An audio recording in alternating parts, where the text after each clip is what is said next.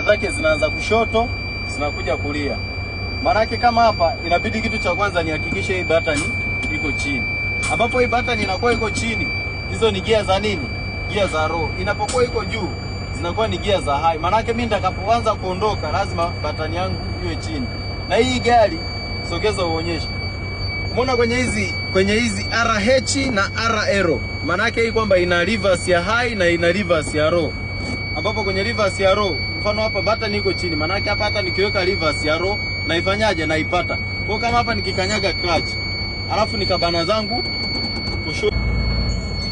Umeona? Hiyo hapo reverse imeingia. Umeona? Kwa sasa hiyo inakuwa ipo kwenye nini? Ipo kwenye low.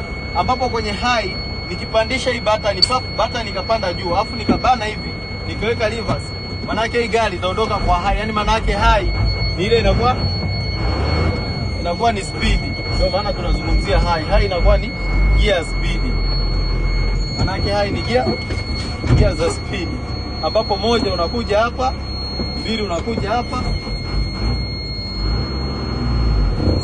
tatu unakuja hapa.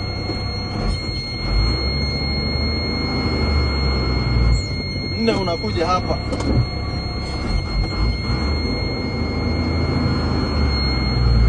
Ambapo tano unakuja unamaliza katikati hapa una press mbele.